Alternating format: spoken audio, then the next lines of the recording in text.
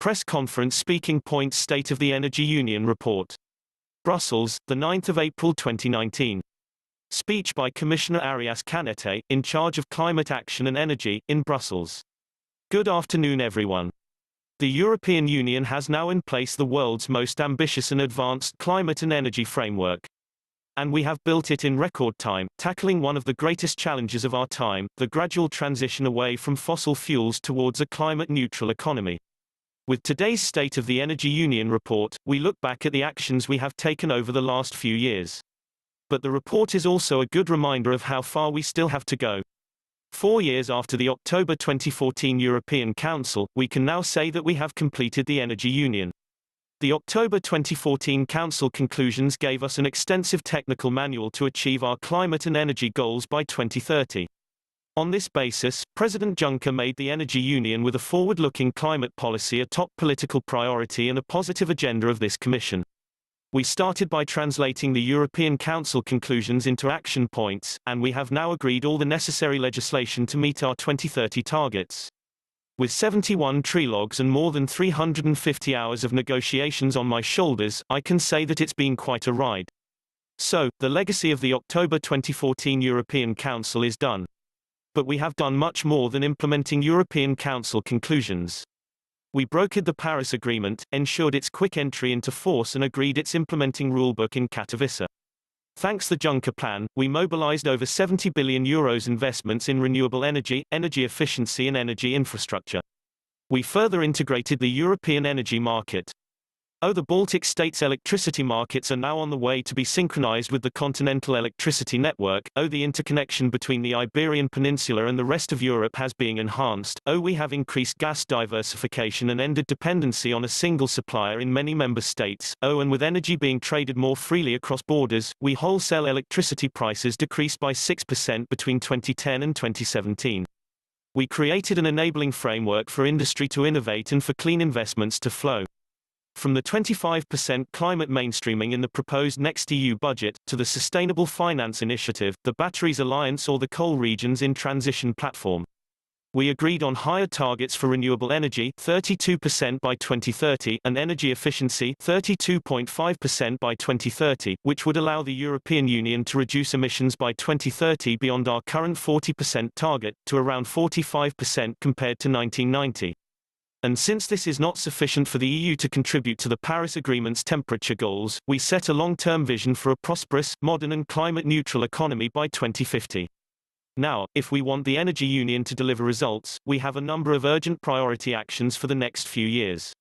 First, the Energy Union framework is only as good as its implementation and proper enforcement. We need to finalize the swift adoption of the remaining legislative proposals for an effective implementation of our strong and ambitious regulatory framework. We need to complete key infrastructure projects to deliver on an integrated European energy market for solidarity.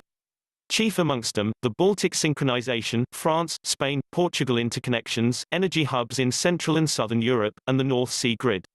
Second, we need to keep up the deployment of renewable energy across Europe and step up efforts to save more energy. Together with the State of the Energy Union report, we have published today 2 reports on the progress on our 2020 renewables and energy efficiency targets. As for renewables, the EU is on track to reach its target for 2020. In 2017, the share of renewable energy in the EU energy mix reached 17.52%. This is above the indicative trajectory of 16%. 11 member states have already achieved their 2020 target, 10 member states are already on, or above, their interim trajectory set for 2017-2018, and 7 member states would need to step up efforts to comply with their 2020 targets. Turning now to energy efficiency, we need to intensify efforts to reach the 2020 target. Following a gradual decrease between 2007 and 2014, energy consumption has started to increase in recent years, and is now slightly above the linear trajectory for the 2020 targets. To prevent this, we have taken an early action. In 2018, the Commission established a dedicated task force on energy efficiency with member states to fully exploit energy efficiency potentials and look both short-term and long-term solutions. For the period 2021 to 2030, the Energy Union has been structured with the new governance regulation, which will allow member states to achieve their energy and climate targets in a coherent and most efficient way. All member states have now officially submitted their draft integrated national energy and climate plans. The Commission is currently assessing them with a view to issuing potential recommendations in June. In doing so, we are looking at elements such as the completeness of the plan, the ambition of objectives, targets and contributions, the adequacy of supporting policies and measures, the coherence, policy interactions and investment needs, and the opportunities for regional cooperation.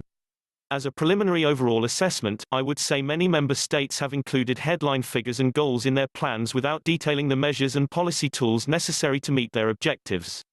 We will be seeking more clarity and information from many member states as we draft our recommendations. Third, we need a more efficient and democratic decision-making in some energy policy areas, including in the nuclear area. It is absolutely essential that our taxation framework gives the right incentives to consumers and facilitates the deployment of key emerging technologies for a climate-neutral, energy-efficient and circular economy. Today's energy taxation framework, which is 16 years old, is clearly outdated in this sense. At present, there is just not enough policy coherence between the energy taxation framework and the energy and climate policies and objectives. One of the reasons is the unanimity requirement in the area of energy, environmental taxation, which prevents member states from finding swift agreements on Commission proposals. Also, the European Parliament should, in our view, have the same role in decision-making as for all other energy and climate policy legislation. This would be possible without a treaty change by means of activating one of the so-called passerelle clauses, which would allow us to pass to the ordinary legislative procedure. So today we have adopted a communication which makes a clear case why activating the passerelle clauses would be important to complete the clean energy transition. As regards the Euratom Treaty, the communication we have adopted today recognizes that the treaty provides the most advanced legal framework for nuclear, in particular in the areas of nuclear safety, waste management or radiation protection. But the Euratom Treaty was signed in 1957, and it has never been adapted. We believe it needs to evolve in line with a more united, stronger and democratic European Union. That is why we propose to reflect on ways to enhance the involvement of the European Parliament and of national parliaments in policy making under the Euratom Treaty. In this regard, the Commission proposes to establish a high-level group of experts assessing how to increase democratic accountability and transparency in the implementation of the Euratom Treaty. Last but not least, it is essential to make a quantum leap for investments and innovation to continue the momentum created by the completion of the Energy Union. Modernizing and decarbonizing the EU's economy will require significant additional investment. Today, around 2% of GDP is invested in our energy system and related infrastructure. This would have to increase to 2.8% in order to achieve net zero emissions by 2050. We will need to continue our work on sustainable finance, putting capital markets at the service of the climate. And we will need to make the best use of new financing mechanisms, including the 35% climate mainstreamed Horizon Europe, the new approved Life and Connecting Europe facility, as well as the InvestEU program. Ladies and gentlemen, as we stand today before you to present the results of our work over this mandate, please allow me a personal reflection.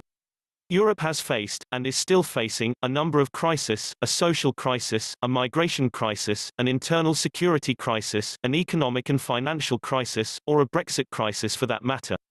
But despite these crises, we have forged on with our positive agenda. We have created an energy union that unites and not divides. We have given hope to many inside and outside Europe with our ambitious, forward-looking climate and clean energy policies. Looking back, I never thought we would be able to accomplish so much within this mandate. Now, as we embark uncharted territories with the upcoming European elections, it is really the moment to speak out. We must embark in a process of transformation with a much greater sense of urgency than I see today. We have a little time left to stabilize climate change and fulfill the goals of the Paris Agreement. We have not yet run out of time, but cannot afford to hesitate anymore. The actions and the words of these young Europeans are a precious spur to action now, and we have a duty to act. With our climate-neutral strategy by 2050, have sketched out how this can be done, and presented a solid analysis of why and how Europe can achieve climate neutrality, why this model can be replicated by other countries in the world, how climate neutrality, economic prosperity and social fairness can and must go together. We must listen to what the very great majority of Europeans, and especially our future generations, are telling us. Thank you.